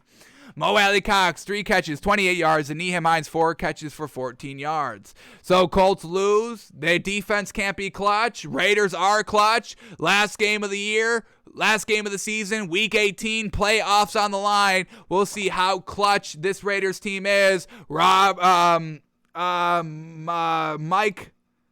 Bisaccia, can you get it done again? Are we back on the Bisaccia train, folks? I hope so. I'd love to see Bisaccia and Derek Carr in the playoffs together. We'll see. Raiders get the win 23-20. Alrighty, now this game, folks, this big old game, Chiefs at the Bengals. Holy moly, Joey B gets it done again. Clutch as heck. And I have to apologize here to the Bengals. We were being a little disrespectful, folks, and we don't like to be disrespectful. We saw the value on Thursday's show. Bengals +5, and we got a bad feeling. We thought it was a trap bet bet set up by Vegas, but fools on us. It was actually great value, and it was just Vegas being classically disrespectful. Bengals +5, the best bet of the week, and we missed it. Dang it, I apologize to y'all. We tried to give y'all the best value, and it was right in our face, and we took it as trap value instead of great value. Man, oh man. But this Bengals team, Super Bowl contender. Yes. They're upgrading from playoff contender to Super Bowl contender. Did y'all just see what they did offensively? Joe Burrow slings the ball around. Something magnificent. Something absolutely magnificent, folks. Bengals get down 14-0. And I'm not going to lie, folks. I don't like to live tweet games and all that. I like to see the entire body of work and then give my opinion and all that. But I'm not going to lie, watching this game live and seeing the Chiefs go up 14-0, I was a little smirking. Like, yeah, I knew this was a trap bet. And then the Bengals kept scoring and answering. I was like, damn, we just missed value. We missed value. So, damn. But Chiefs go down, touchdown, 14-0. But Joe Burrow, 72 yards to Jamar Chase, gets the touchdown. Chiefs score another touchdown, 21-7. And I was a little secretly smirking as well, being like, oh, well, the Bengals only scored a touchdown off a big play, so this could still be, a trap bet. They're up 21-7. This is going to be their only score of the game. A big shot play. Is that an impressive? Not, solely by itself. But then what did Joe Burrow do? Another drive, 75 yards, 13 plays, 5 minutes. Chiefs score another touchdown, making it 28-14. Bengals get a field goal, and then out of halftime touchdown. And then they had to punt, but then the Chiefs punt, and then the Bengals get a touchdown. And then the Chiefs get a field goal, Bengals get a field goal, and that's the game. Winning game, 20 plays, 79 yards, 6 minutes, game-winning walk-off field goal for the Bengals. Now, the end of the game got a little wonky. Chiefs defense was holding. They were going for it on 4th down. They had to call it back because of a penalty. They go for it on 4th and 1 again. Don't get it. They call it back because of a penalty. Give them 3 more chances, and then they end up running out the clock and kicking the game-winning field goal. So I didn't love the ending of this game, but I gosh damn love Joe Burrow slinging this ball around. He's coming off of a 525-yard performance with a 446-yard performance. That is 950 plus yards in 2 games. Sheesh. Oh my God, Joe Burrow, gosh damn great. Oh my God. He slung the ball 30 of 39, 76% completion percentage for 446 yards, 4 touchdowns, no picks, no fumbles, clean as heck. Joe Burrow for MVP, folks. You see these season numbers by the kid, comeback player of the year, MVP, all in the same year. 70% completion percentage, 4,600 yards, 35 tugs, 14 interceptions. Not the best, but still 2-to-1 touchdown to interception ratio. I'll take that with 70% completion percentage with a 10-6 record at the current moment. Give me that for MVP. I don't know where the Aaron Rodgers MVP is coming from. That entire Green Bay team is why they're winning. They're not blowing out teams. It's not Aaron Rodgers slinging the ball around, putting up 5 touchdowns a game. It's the great running attack with, the great head coach scheming for Aaron Rodgers. Yes, Aaron Rodgers is getting it done, and he only has 4 interceptions. That's what Aaron Rodgers does. But the yard total lacks. He's only got 3,900 yards this season, folks. Yes, Aaron Rodgers is great, but overall, what makes this Green Bay Packers team great is everything about it. There's really no MVP on this Packers team. Where the Bengals, it's Joe Burrow putting the ball on the money. Oh, over and over and over and over and over again, folks, in the highest clutching games these last 2 weeks to get, to secure their playoff positioning. Last week, this week, 950 yards in the clutch. Damn, MVP, MVP, MVP.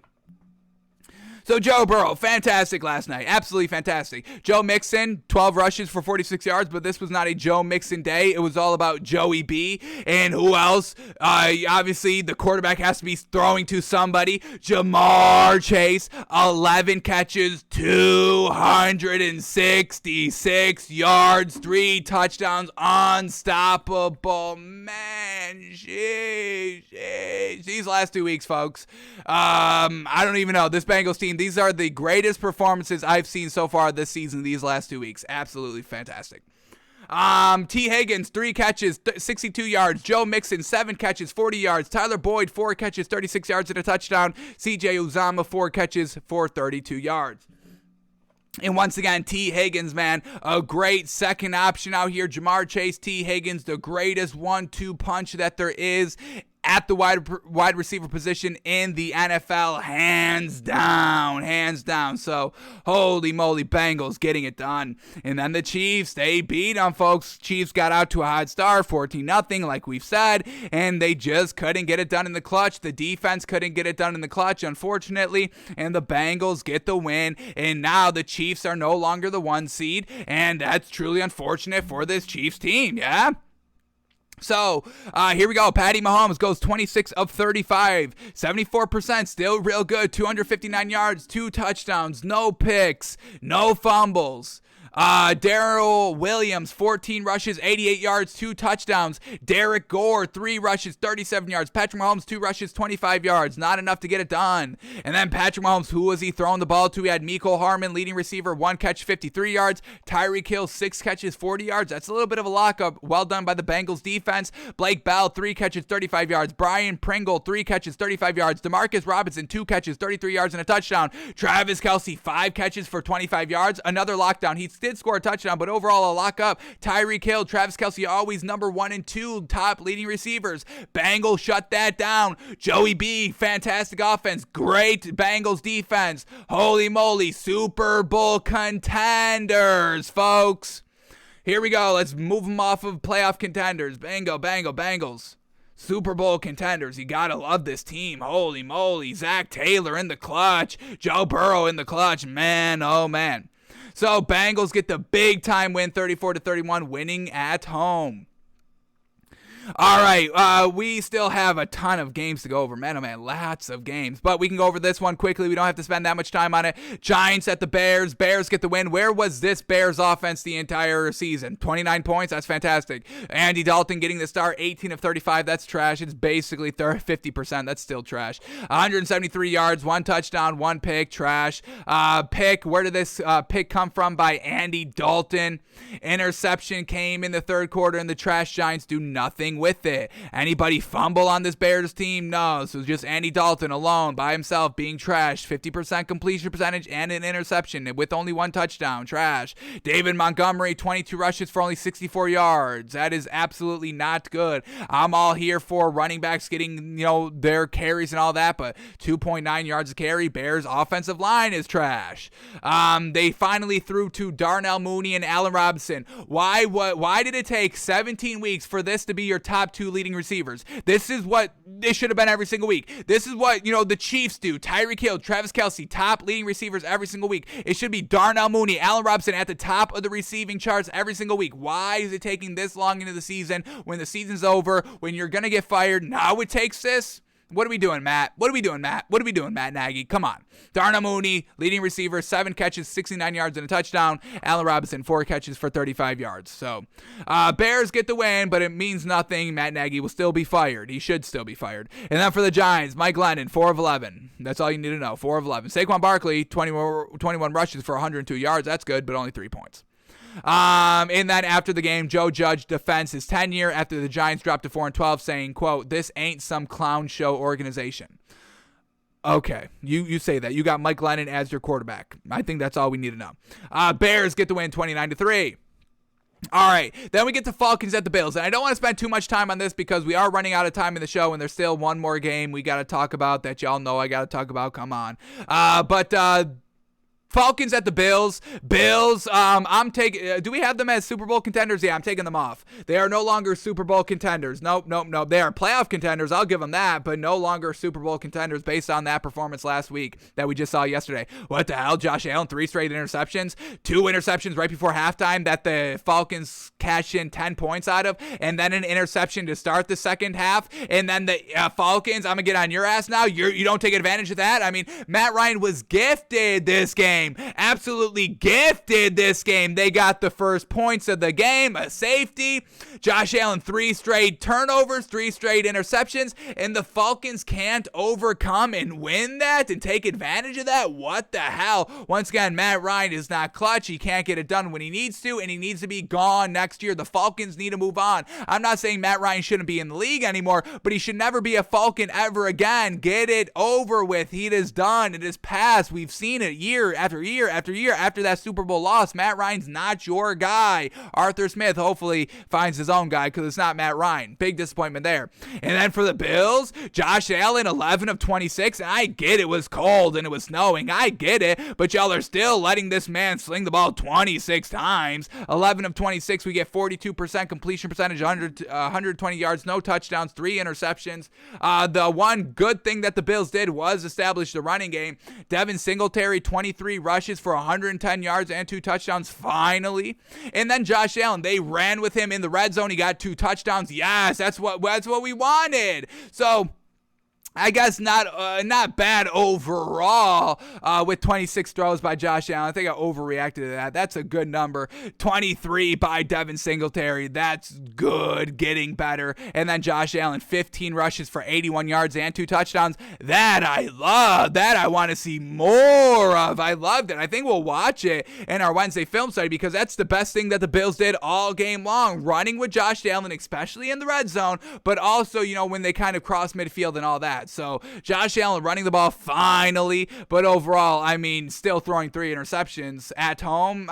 This Bills team, what are we doing? At home, floundering, can't be doing that. So the Bills get the win here, 29-15. Big disappointment in the Falcons, who still had playoff implications if they won this game. In the Bills, 3 interceptions by Josh Allen. Once again, I don't think they're going to run the ball again. They just ran the ball because it was snowing, and Josh Allen threw 3 straight interceptions. So, Bills win 29-15. All right, then we get the Texans at the 49ers, and we get Trey Lance's first game with the win. He went 16 of 23 for 249 yards, 2 touchdowns, and 1 interception. We will definitely watch this man on our Wednesday film study show, truly break down Trey Lance and see how great he was looking, but he got it done. He threw 69% completion percentage. We'll give him credit. 249 yards. He was not dinking and dunking. 2 touchdowns. He did have a pick. Let's see where this interception came. Came in the second quarter, and that's how the Texans got their first points and only points of the game.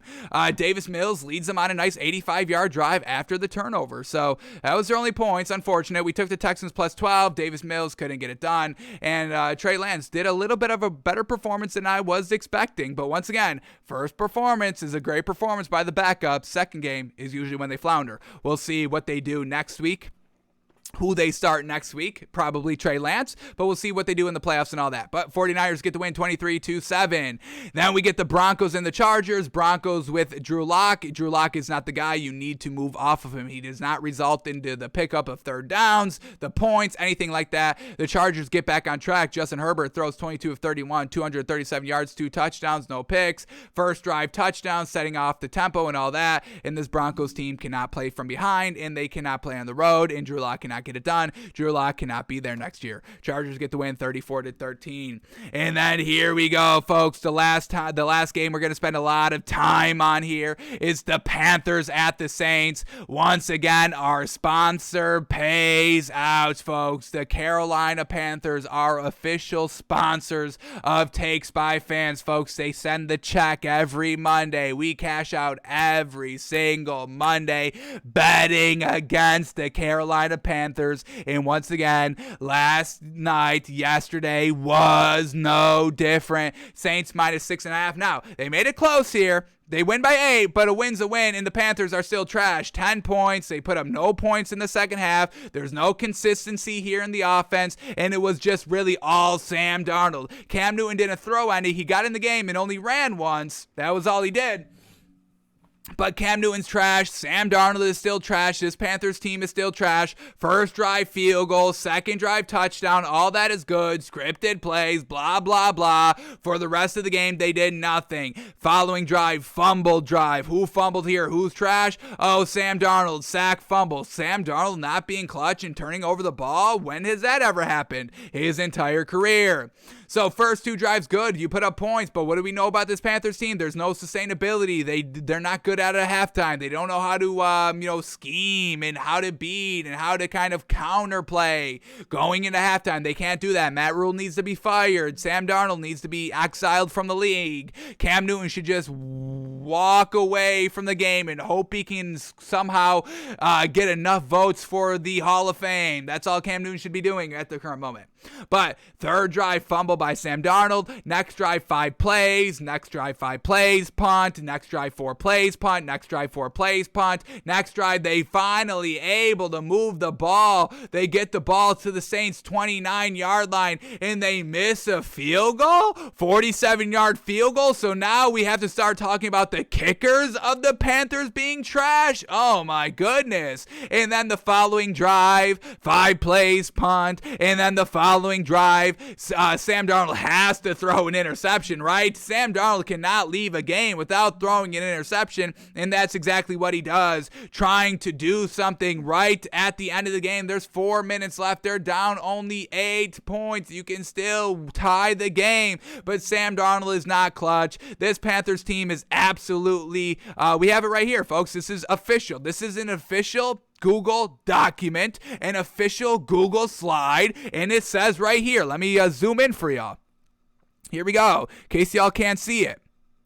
Well, it would work if it stayed. Here we go. Absolute dumpster. Panthers, they're right under there. They're the only team under absolute dumpster. I didn't make this list. Takes by Fans made the list. But absolute dumpster. Panthers, trash. Stop betting the Panthers. Stop betting the Panthers. And I swear to goodness, if y'all still bet the Panthers week 18, don't come back to the show, okay? I don't want y'all tuning back into the show if y'all bet the Panthers next week, okay? So Panthers get the loss. Of course they do. They're trash.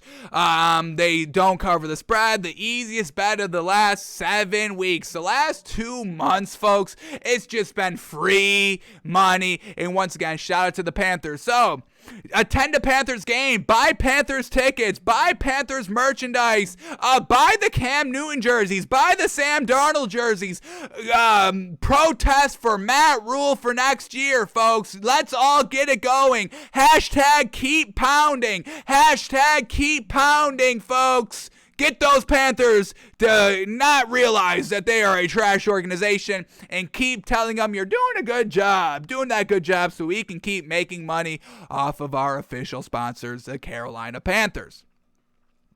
Alrighty, and then down to the Saints side. The Saints are trash, folks. We know the Saints offense isn't that great. The only reason why we felt so confident betting them this week was because they were going against the Panthers.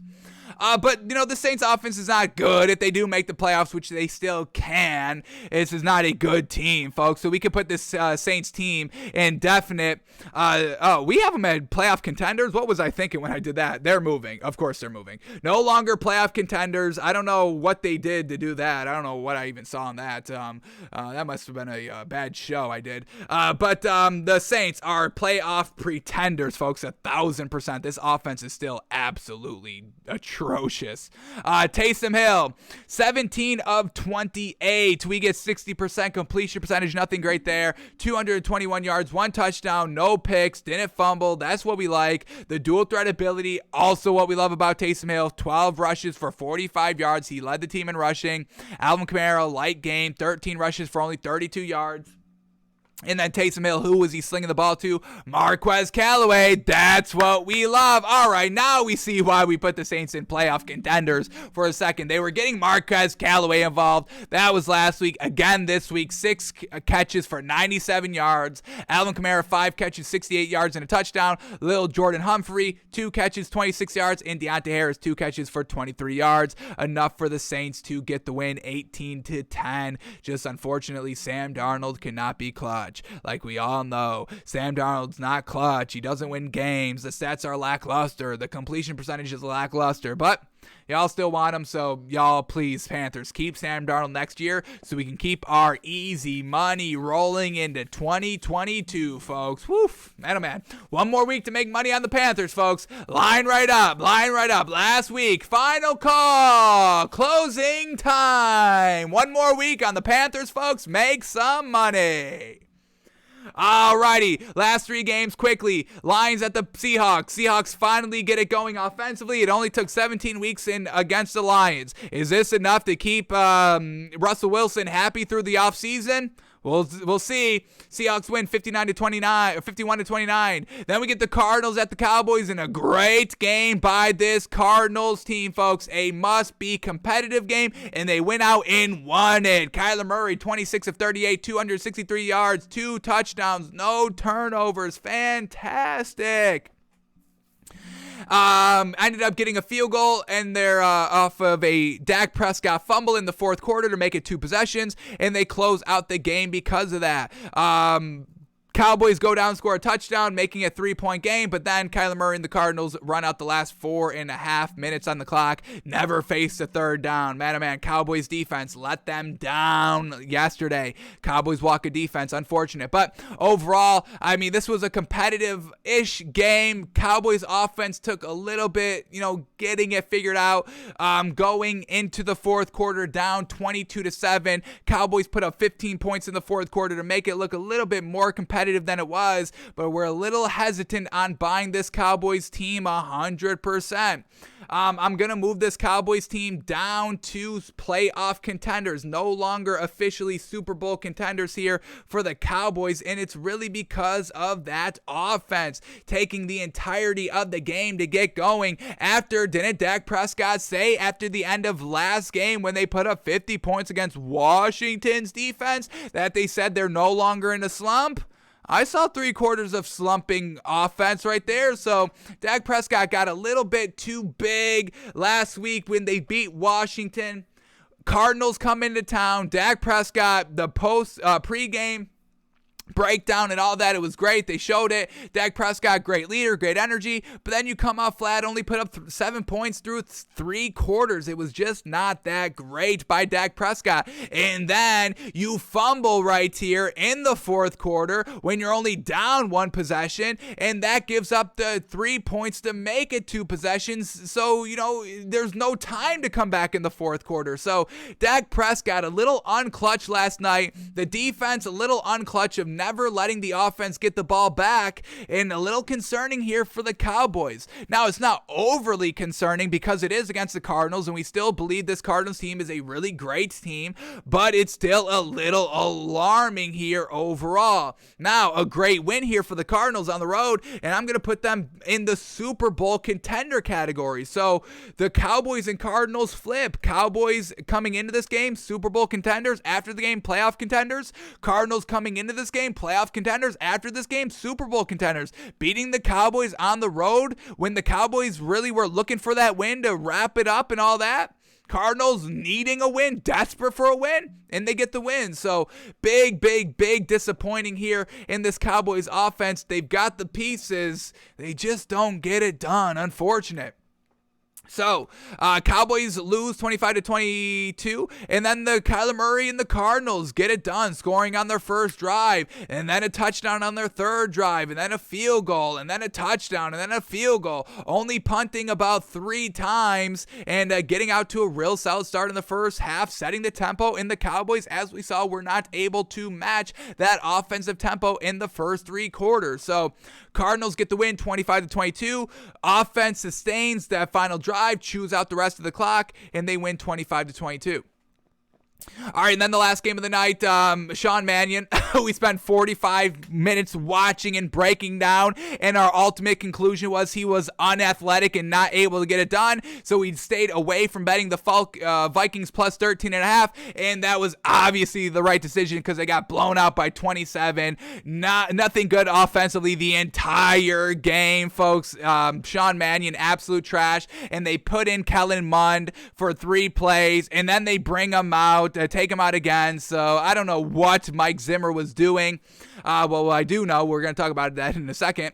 But then the Packers, Aaron Rodgers gets it done, 29 of 38, 288 yards, 2 touchdowns, no interceptions, no turnovers here by this Packers team, winning at home, wrapping up the number 1 seed in the NFC. Fantastic. Vikings trash without Kirk Cousins, we know. And then they also didn't run Dalvin Cook. Dalvin Cook, 9 rushes for 13 yards. I know you couldn't rush because that's what you're going to play, but damn. You have Alexander Madison, and you didn't even run with him either. So what are you doing? I don't understand these coaches and these game plans. I know you don't have the best quarterbacks, but man, oh man, you've got to establish some sort of running game, and you have Alexander Madison, and you didn't even run him at all. It makes no sense. And somehow Sean Mannion, the most unathletic quarterback, we watched this man, and he was looking old as heck, old and immobile, and then he ends up leading the team in rushing, 2 rushes for 14 yards. Jeez Louise. So Packers get the win, 37-10. And then after the game, once again, you've got to get rid of Mike Zimmer, but Kellen Mond is not the guy, because after the game here in the press conference, a reporter asked, do you want to see Kellen Mond next week? And Mike Zimmer was like, no, not particularly. And they asked, why? He's like, well, I see him every day. So Kellen Mond must be absolute garbage, folks, like real big time bad. So Mike Zimmer didn't go with Kellen Mond last night, which was a little alarming for us, but now we know why. He is absolute garbage. Mike Zimmer is watching this man every day and just thinking to himself, I can't even put this man out there. Sean Mannion would be better than Kellen Mond, a 12-year veteran in this league that's never played basically ever any meaningful game. He's better than a rookie.